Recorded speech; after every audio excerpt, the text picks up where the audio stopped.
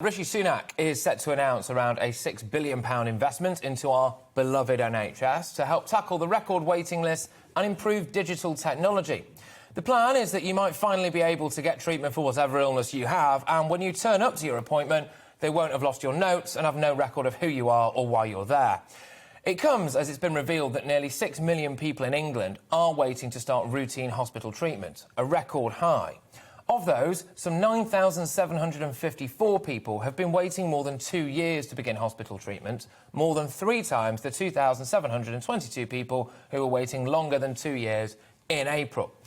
Among them are people awaiting hip and knee replacements and cataract surgery.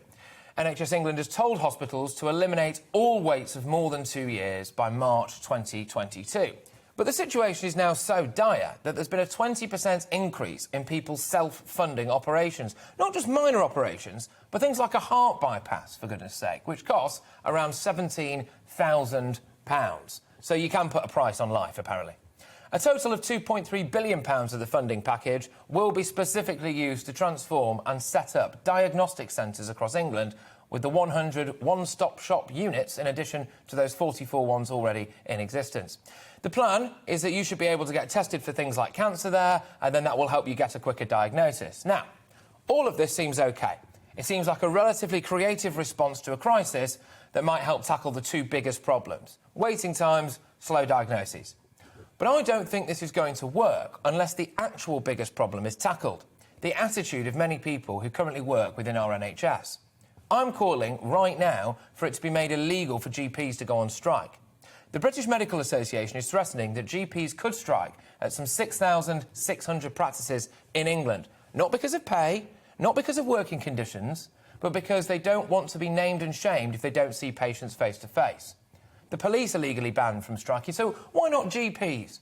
We're pumping money into the NHS. We're in the middle of the biggest crisis the NHS has ever faced, and these new measures by Sunak won't help to reduce the backlog of waiting lists unless our GPs actually stay in work.